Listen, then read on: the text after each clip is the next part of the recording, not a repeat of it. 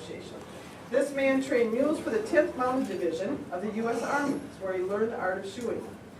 He's an accomplished blacksmith and inventor, developed one of the first gas forges, and formed his own brand of anvils. He's enlisted in the International Horseshoer Hall of Fame. This honors farriers around the world who have made significant contributions to the profession and who have left a permanent positive impression on their peers and clients.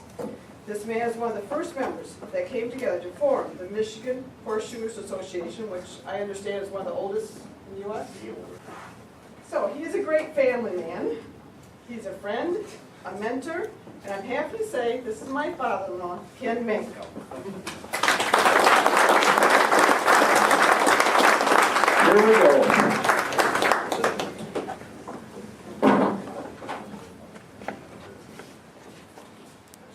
Take that off, Lee. They put the other one in his pocket.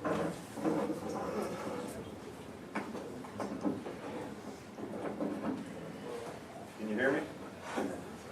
You got me, huh? I didn't want that one. I wanted the mules. Okay.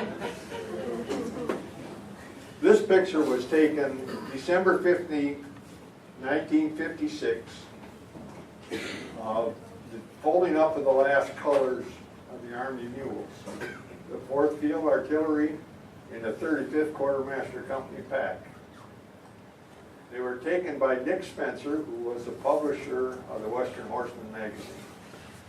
And in 1972, we were out there for a deal at Denver, merchandise mart. And a good friend of mine, one of the charter members, Gary Stevens, we stopped at the Western Horseman office. And we were talking to him, and he says, I got something you'd like to have. And he went in their files and dug this picture out. There's not too many of them around. Next, she's got my picture. We can cover that up in a hurry. According to our records, the Michigan Horseshoers Association was formed in 1969. We had over 30, we had probably about 50 people show up for the banquet. There was letters went all across the state to different horseshoers. And you knew one from the other from seeing them at a rodeo or a horse show or something, state fair or something. And the letters went out. J.T. Wilfong was one of the pushers, and Bill Heslip and Bob Green were the guys that helped organize the thing to start with. And then we had 2 guys from Illinois that came up and helped a lot. Mr. Bill Miller and another plater named Bill Winquist. And they came up and helped set up the bylaws and do the stuff. And at the time, the first president was Jim Wilfong, vice president was Bill Heslip, and the other vice president was Red Tomlinson. Bruce Rasmussen was the secretary, and Robert Ring was the treasurer. And I think the treasurer is still in the Ring family.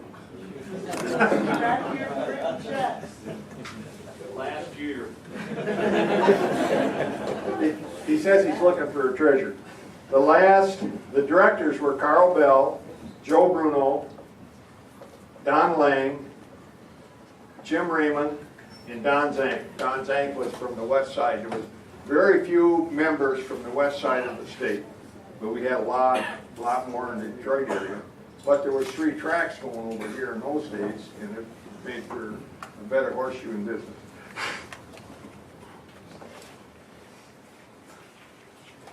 Let's do it, Cheryl. Got it. I'll watch that one.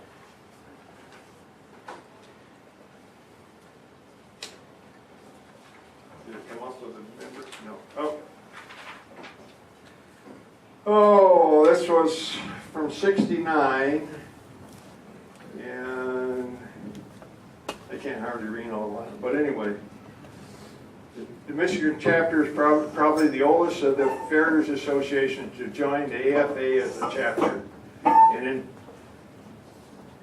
we had the meeting here in 1974, and from that meeting started a whole new deal. deal for the American Farriers Association. It was only a couple years old, and they never had a very good turnout. And we had a thing here, and there was a lot of people showed up.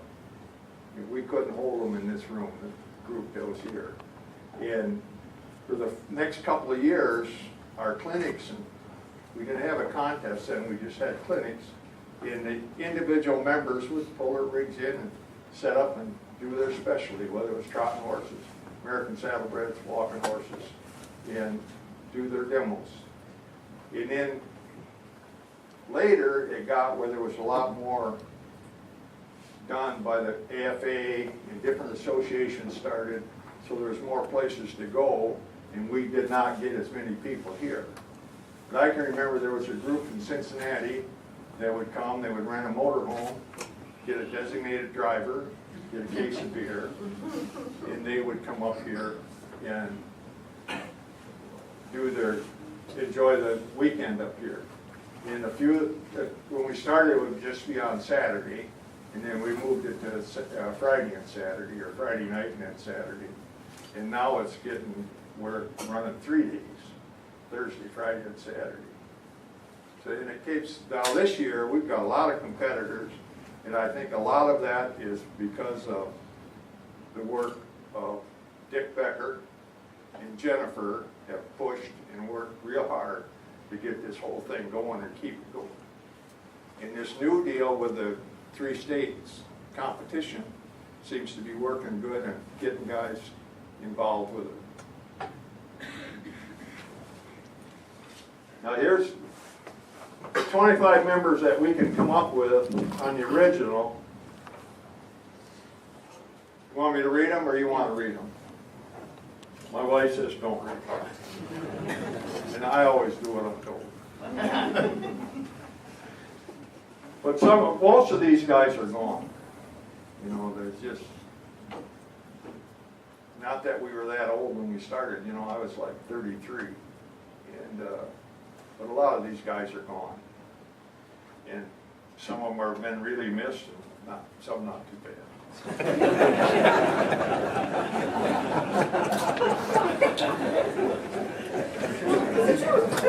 They tell me you're supposed to do a joke every once in a while.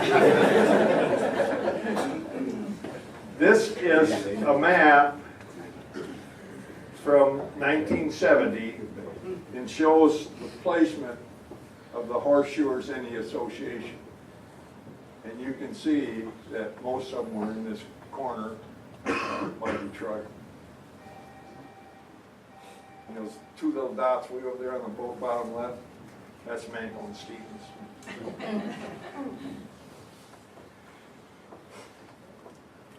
This is from our contest in 1971. We had a handmade shoe, and I think that was one of the first contests. But we had one before that at the Hell Creek Ranch. That was just for the members. We had a picnic and we had a shoeing contest there at the Hell Creek Ranch. In 1970, when we were checking in on, I got to go back to this, we were checking on forming the association, in the license law, and in insurance for the members. And there was a lot of back and forth about the license law, but it was finally decided to let the license law pass and just go for the education side. With the license law, you had to run through the state of Michigan. You had a lot of things that you had to do every year. Some of them had you make out tax forms every month. So anyway, we decided we'd pass on that and push the education part. But in doing the process for trying to get insurance for all the members, we found out that if you have a test, then you get a better insurance rate. So we said every member had to take the Michigan Horseshoers Association test, but it did not necessarily say you had to pass it. So, and we had guys that took the test 9 times was the record until he passed it. He had gone to a horseshoeing school someplace in Ohio, didn't learn too much, And he said the best thing that ever happened was having to take that test and go retake it. And he kept learning. And he finally passed the test and made a living shoeing horses for lots of years. This, let's see, 51, handmade, front and rear shoe, 5/16, 5/8, toe clip, forged welded heel grabs, side clip rear with inside grabs welded on. The hot shoe contest was not a hot cake shoe. That, just shape up a cake shoe. There was nothing like we got today. Yesterday it was fantastic. And these gals that were in this thing yesterday, they did a really bang up job. They really did a good job.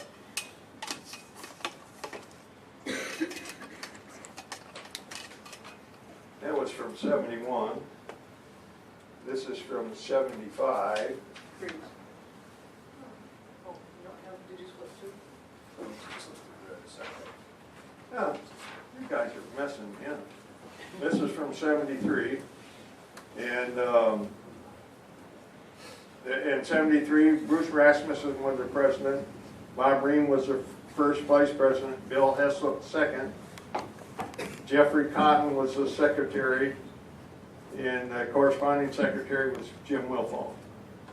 And the board of directors was Red Tomlinson, Ivan Maynard, Joe Bruno, Bob Kaufman, I think it was, Dwayne Morgan. Now Dwayne's one of the group that's still going, not doing real well, but he wanted to be here, but he just didn't make it. Gary Stevens and Don Zink. When we were checking on this insurance stuff, Gary Stevens, Don Zink, and myself were on the committee, and we came up with a pretty good plan, and we almost had things to go through. And if we could have got 75 of the 125 members then to sign up, we would have got insurance for everybody in the group. And we had, at the time, we had 3 guys who were fighting cancer, but we couldn't get the thing through, so that kind of went by the wayside. But we did a lot of work on it, got a lot of information, but just couldn't get everybody to agree to get the thing through. Oh, 6th annual, 75. Dr. Swanstrom,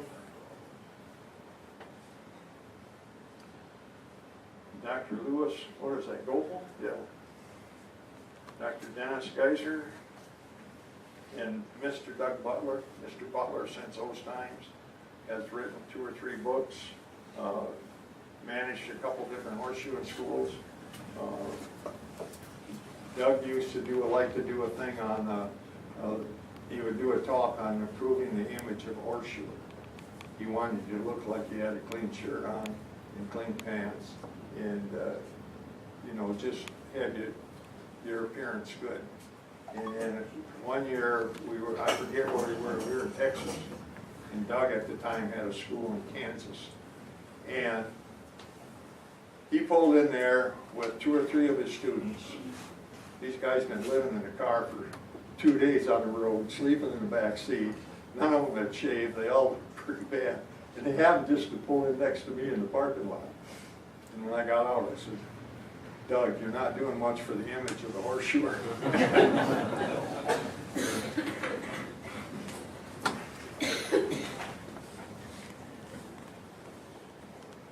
Here's, got Doug Butler again, doing a morning lecture.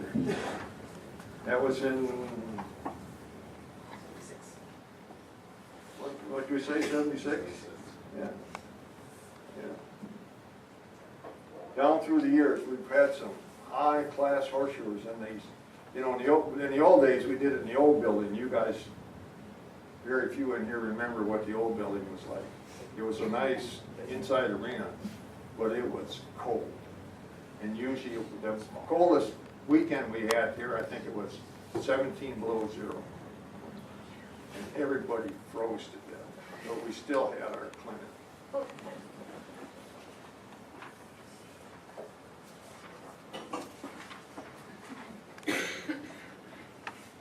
This quarterly was from '76.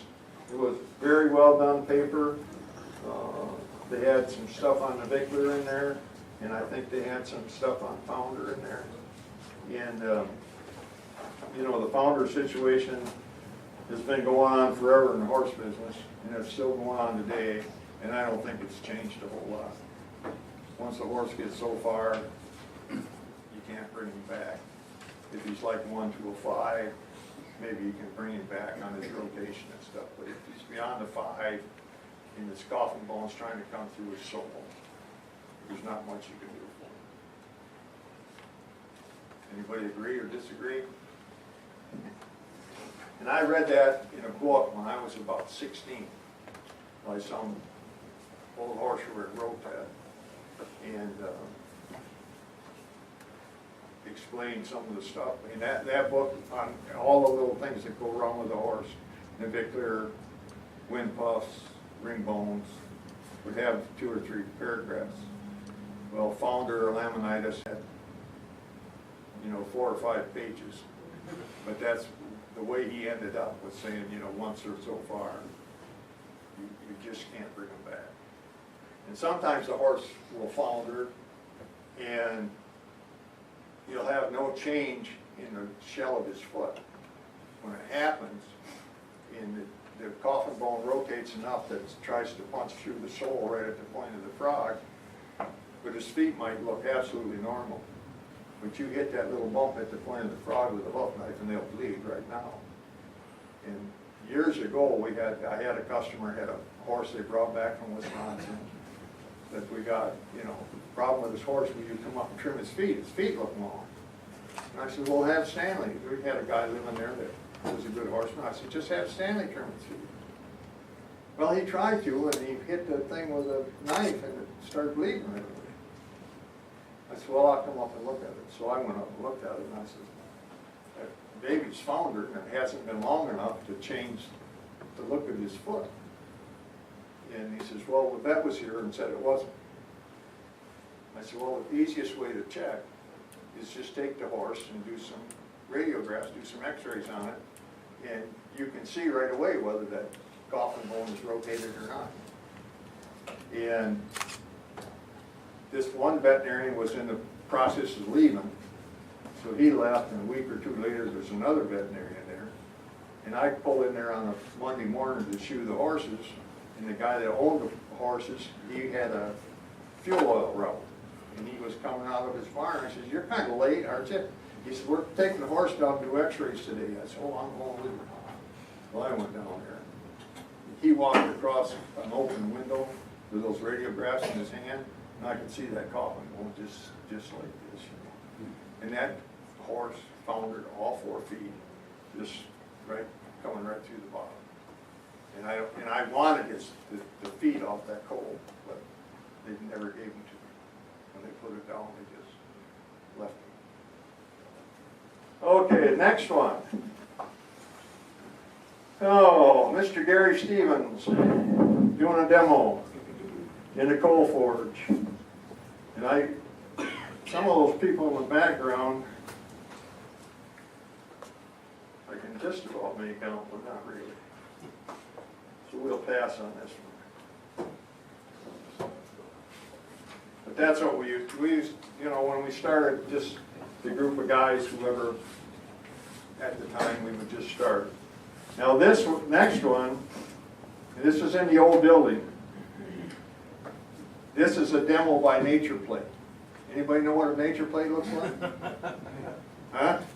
A few older.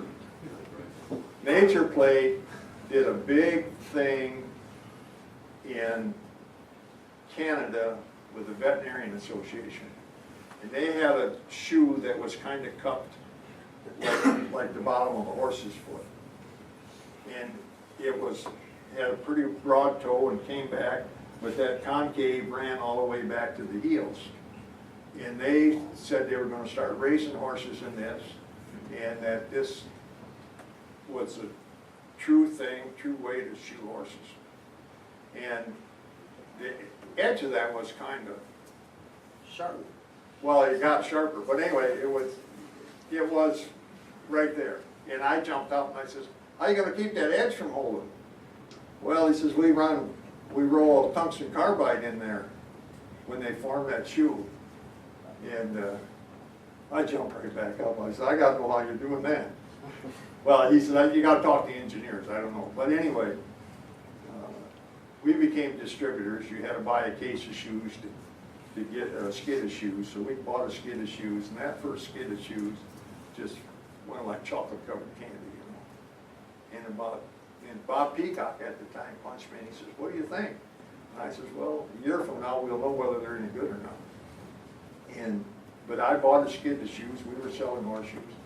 And the shoes got gone. And I had to order another skid, and I got those in. Well, in the meantime, the people from Nature Plate had called and wanted to do, we used to have a hospitality room on Friday night, and they wanted to pay for the hospitality room. And I said, well, that'd be just fine. And so anyway, we got all done with the deal. And a month later, when the hotel calls me, we never got paid for the hospitality room. Hey, Ken, didn't you have to have a special pair of clinching tongs to? Oh yeah, you had to have a pair of clinching tongs with a knob on it or half round, so it would get up against the nail, because the way the concave on the shoe was, the nail was kind of hid up in there. So you had to either make a pair or buy a pair. But somebody started making them tongs right away, you know.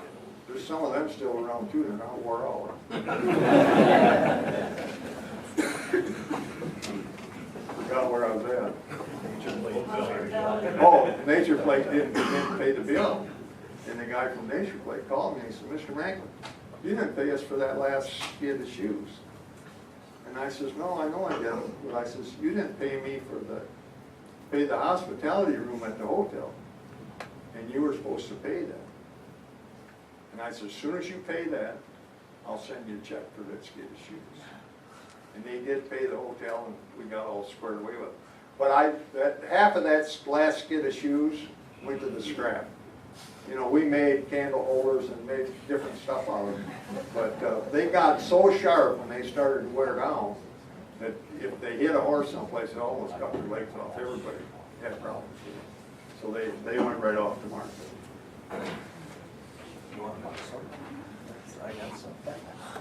Ken said, these are the best things in the world. That's what Ken said. What? I said, I still got some shoes I got from you, those Nature Plates, because you told me they were the end-all be-all. Did I lie to you? They still last. They lasted a long time. I can't remember this kid's name. It's Bruce Daniels. This is in the old building. This is probably around 1974.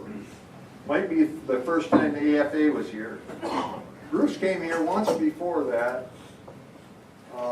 with Lee Lyles, and it could have been in '73. And Bob Ream and I went to Bruce's, I think, around '72 for a contest. Bob called me and said, you ever hear of Bruce Daniels? I said, yeah, he shoots horses. He's got a horseshoeing school in New Jersey or something. Yeah, well, he says, they're having a contest. I said, when? He told me, just 2 weeks away. And I said, you want to go? Yeah, he said, I'd like to go. I said, well, I'll pick you up. I'll put some gas forges and some handles in the truck, and we'll go. So we went. Bob and I, we both got in the competition. Bob won the all-around. I didn't win anything, but I welded a pair of bar shoes in the gas forge. And I think I sold 5 gas forges, and I sold a couple handles, so I had a good day. And this is going to be later than that, because with this trailer that they're behind, we built this trailer in '84. And I had a gas forge. You can just see behind Bruce's back there, a little gas forge going. The bottom was a coal forge, and then had it all vented to the roof. And when we were at a competition in Oklahoma, there's a few guys had rigs set up that way, but all their roofs were catching on fire. So because so much heat went up from the coal forge up, it would catch the roofs on fire, burn the paint off and stuff. So I made this with a extra airspace all the way around it.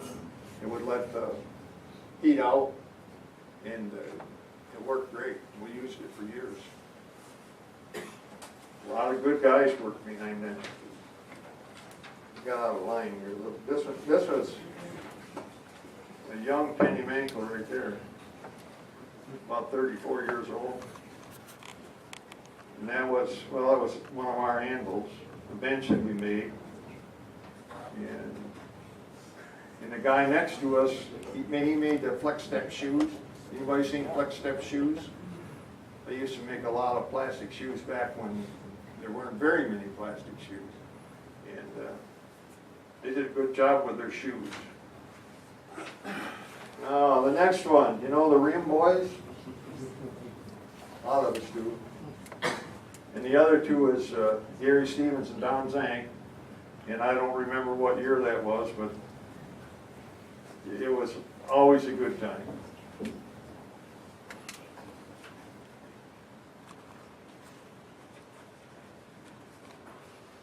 Here's another tumbling.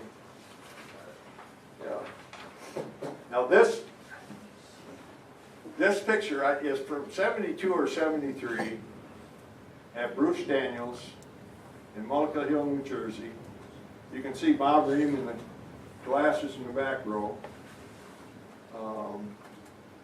What's his name at Cornell? Steve Krause. He's the head horseshoeing guy at Cornell. The old guy on the pipe on the side, I don't remember what his name was, but he was the head veterinarian at Cornell at the time. I'm down there on the side. Bruce Daniels is kind of in the middle. The guy in the glasses and the little Dutch hat in the back, that's Walt Kopish.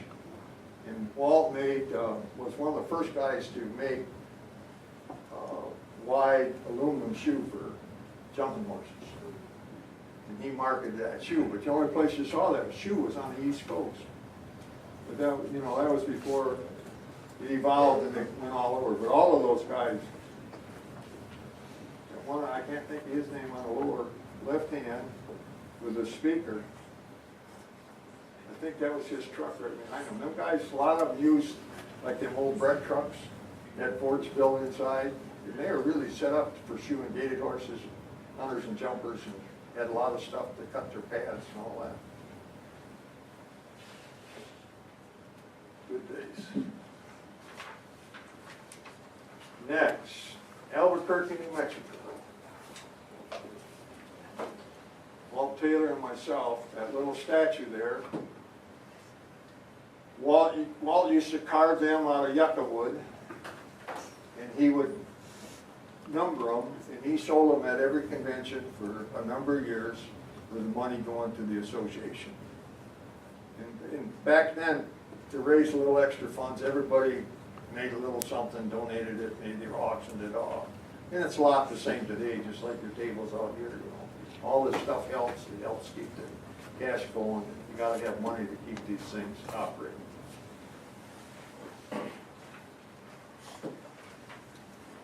No, we got out of whack here, but anyway. This is, the Anvil's Echo was a paper written for the Illinois Licensed Horseshoers Association. And the little guy there on the left getting the award, his name was Wilkinson, and he was a gated horse specialist, and he shod a lot of show ponies with heavy shoes. And for a number of years there, that was a big deal. Them, little show ponies, crosses between Hackneys and Shetlands, but he was excellent hand, and that's Bill Winquist handing him the appreciation award, and then Bob Ream at one of the clinics.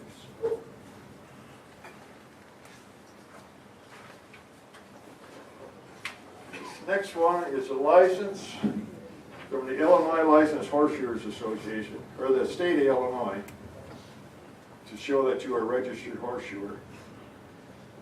And there was 9 of us from Michigan. We didn't know how they ran the test. We just heard they had a test, and we heard that if they knocked your jar caulks off, you had to jump weld jar caulks on. And if the guy could knock your jar caulk off, you would fail. So we all practiced a little bit welding jar caulks on. And there was 9 of us went down there, and I think 5 of us passed. And a couple had their jar caulks knocked off. I know they didn't knock mine off. I tried to take it in the gas forge, and they wouldn't let me do it. So, but anyway, I passed Gary Stevens, and Gary Stevens, when he welded his jar caulk on, he pounded that thing down. And when I say he hit the thing, he hit it with a 2.5 pound hammer, sideways, trying to knock the jar caulks off. And you had to have it sitting on there in pretty good shape. Yeah, but that guy couldn't hardly find Gary Stevens. Now this licensed horseshoers, Illinois, someplace in the 80s, they took that law away. But before that, that law was in effect for about 60 years. And you go to some, like Mr. Cable was down there in Effingham, Illinois, had a big shop. Mr. Cable made standard bred shoes. He had a big press to make, standard bred shoes used to be in a straight mold, in a half round, half swedge, full swedge, or just a solid half round. And he had about 8 benders on the wall, and then they used to use a little single punch press.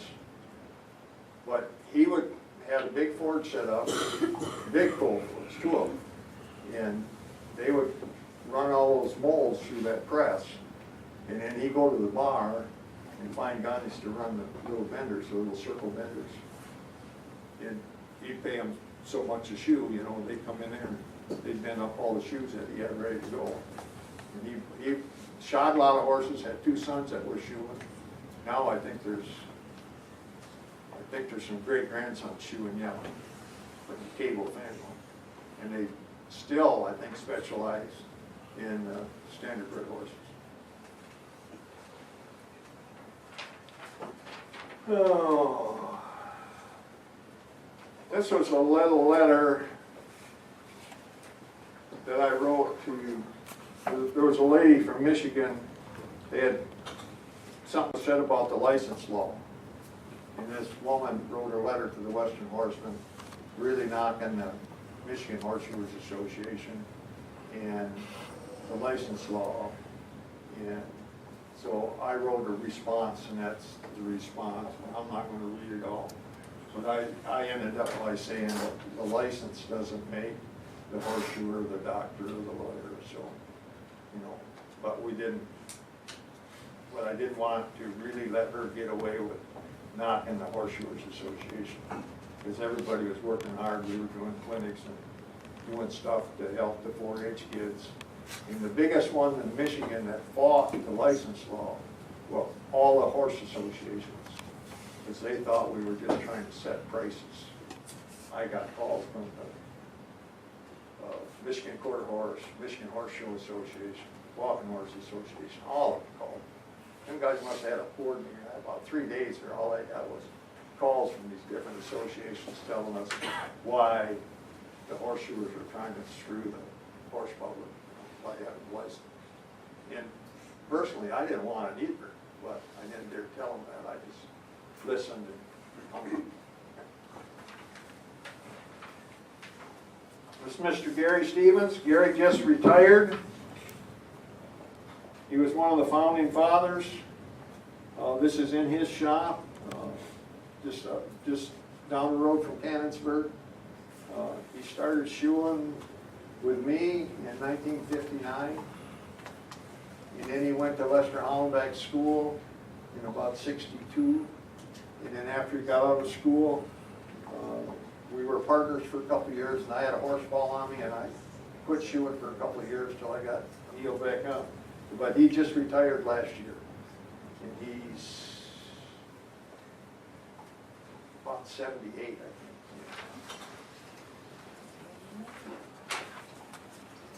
This was a testing at our place. See the boxes of horseshoe nails stacked up in the back? And that was just when we were building the place to store stuff.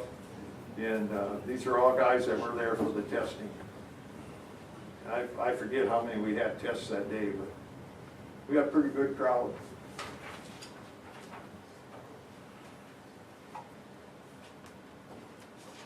That's Bruce Daniels and Randy Lucart. And this was at Fresno, California. And it's got to be around 78, somewhere in there. 77 was Denver. But anyway, they won enough that day that they were chosen for the North American Horseshoeing Team, and that was the patch that they sold to raise money for that team. And his next one is the team: Bob Marshall, Jay Sharp, Bruce Daniels, Randy Lucart, and this gentleman here, Vincent McGill, and he was president of the Irish Horse Board.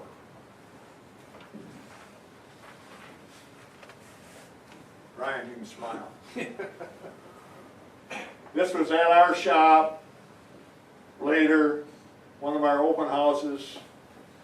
We started out having an open house, just had the Horseshoers, and then we were also involved with the Michigan Artist Blacksmiths Association, so we invited them.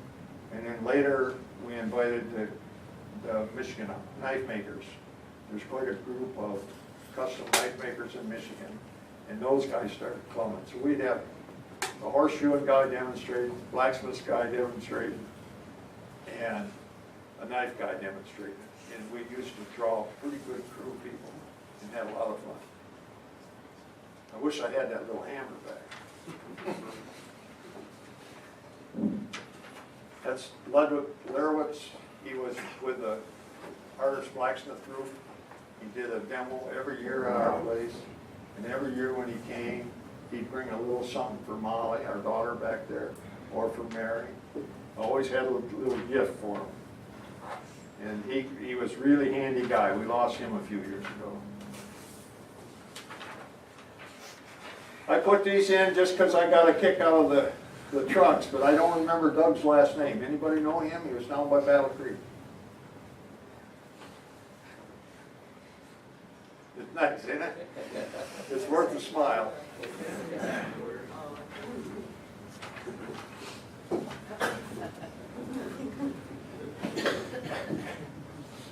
This was Joe Johnstone's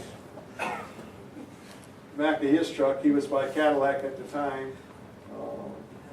They were involved. He was shoeing, doing leather work, and his father-in-law had a bucking horse string and bulls, and he ended up taking care of that rather than shoeing.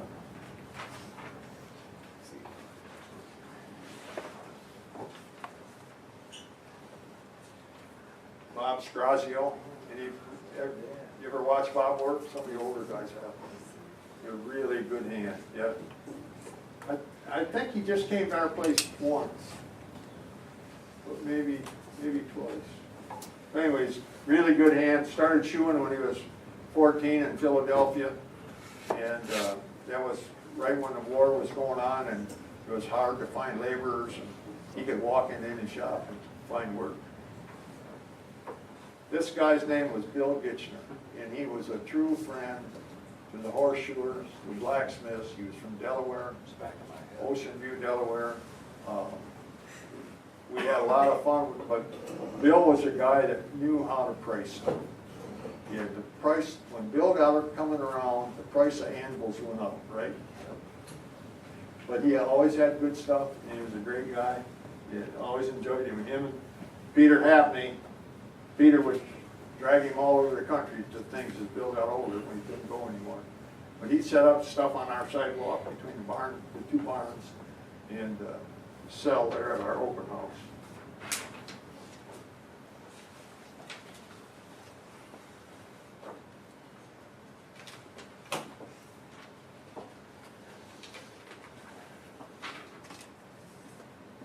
Bob Peacock, our daughter Molly, and Darrell Hughes. Darrell Hughes, the knife maker over by Utica, Michigan, by Grand Haven, really top knife maker, and he would always do a demo at our thing. He was one of the best guys on the grinder. He could just smoke through a blade on the grinder. Bob and I, when we got an award, I forgot what year, but anyway, Bob says to me, "You remember the old farts that used to be around?" I says, "Yeah." He says, "We're the old farts now."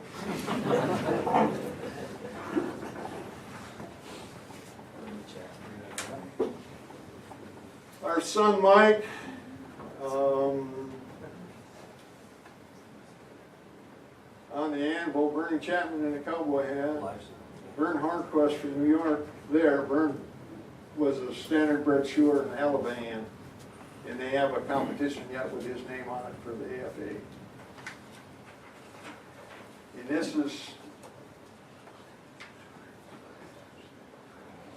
the world's largest anvil that looks like an anvil. It weighed 2,165 pounds. It was made by Lee Lyles to go in his museum.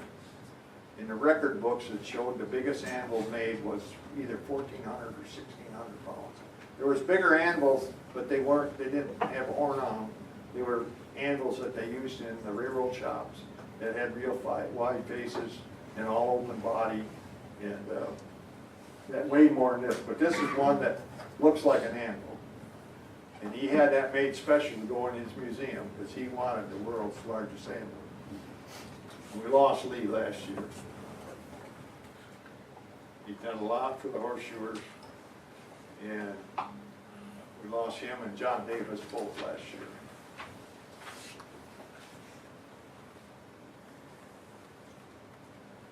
We're getting down the bottom of the stack, kids. Larry Kerrigan, I think that was taken out of sale someplace, but Larry was a treasurer for a number of years. I think was also a president at one time, and he wasn't one of the founding members, but he was close in the beginning. And Lee and Molly, me, and Quentin's sitting right here, he's a little taller now, and his sister Bryce. Now, I should have some pictures of them gals shoeing yesterday, because they should have their pictures up here. They really did good. The two girls, and Doreen, there's another one back there. Doreen, another lady horseshoer we had. And anybody else here? None of the... Oh, George's, where's George at? She's hiding. George, you're too short, you're behind me. But that's my two girls there, Molly and my wife Mary, that used to try to keep me in line. Huh? I said try is the magic word. Yeah. Bernie Chapman, you can see Doreen on the side there. And that's in the old building yet, so that was quite a while back.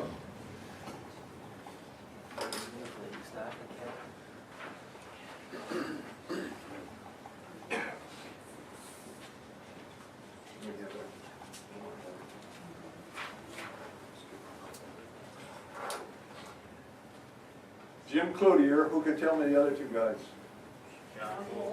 Huh? Yeah. Who's the other one with a coffee cup? Huh? I don't know if that's Joe or not. Where's Joe at? But anyhow, this.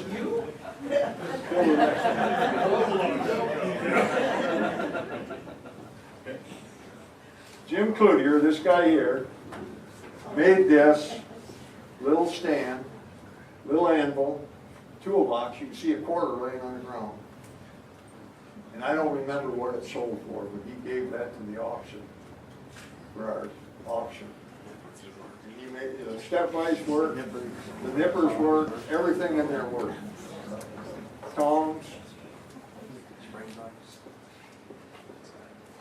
It was like a little fold-up bench that they used to make at Bob's at the school.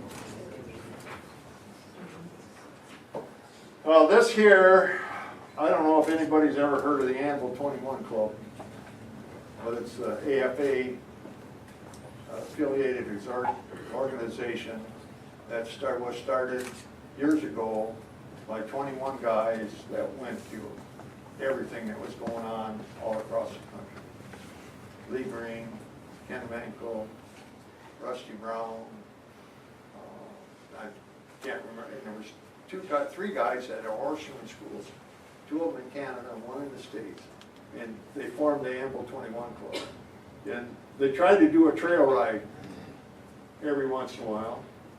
And this one, that's Jim Keith on the left, Bill Miller, yeah, Walt Taylor, Bernie, and Hank McEwen in the middle with a dark hat. Hank was from Oregon, good Packard, good Horseshoer, and taught the school. And this was someplace in California. I didn't make the ride, but just about the end, kids. That's from 10 years ago on the 40th anniversary. And I was supposed to be here, not necessarily to say anything, but to be here. But I ended up in the hospital for something, and I couldn't make it. I don't remember if it was heart or knee, but anyway. And they sent me this picture afterwards.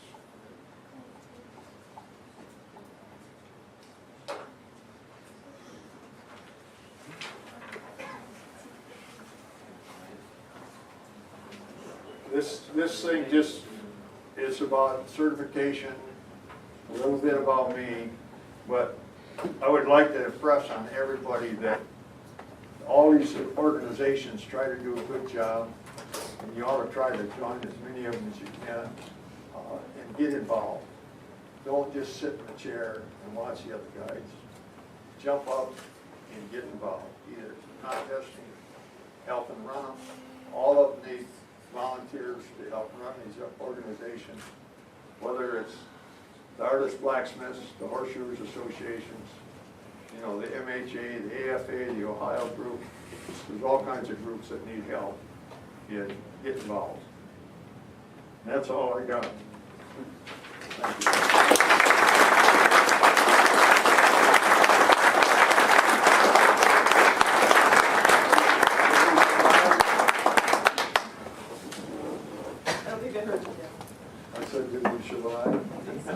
Just so you know, Molly does an absolutely wonderful job of photography and organizing it. There's 3 huge albums back there, the history of the Horseshoer.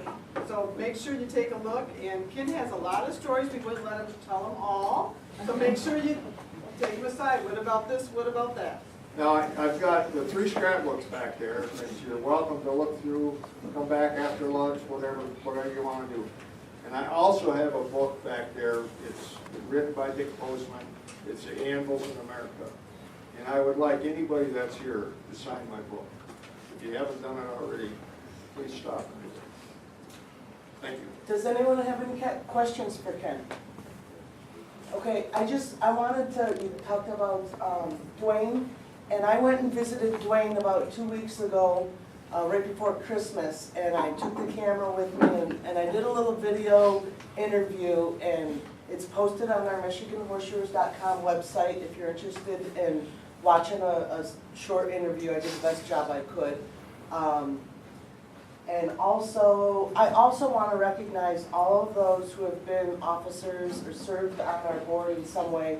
So if you've been an officer for our association, please stand up. Laureen, I know you have.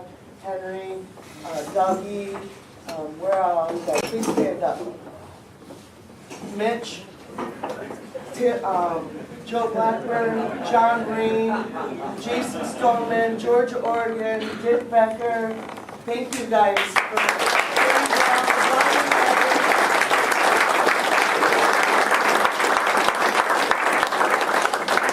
It's 20 after 11 right now. If you guys want to take a 10-minute break, go potty, get yourself a refreshment, and then come right back in. We're going to get Doug Russo set up, and he'll do the next PowerPoint presentation on some of the case history, cases that have come through Iowa State since he's been there with his veterinary, doing his farrier work at the veterinarian clinic.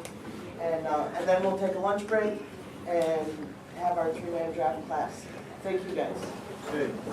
Mary Mankel. Oh, Mary stand up. Mankel. Mary Mankel. Hey, this is my wife, Mary.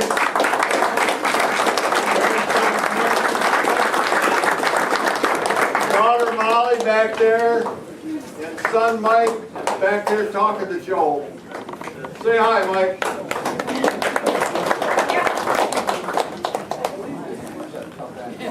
I know. Yeah. Oh, I got something.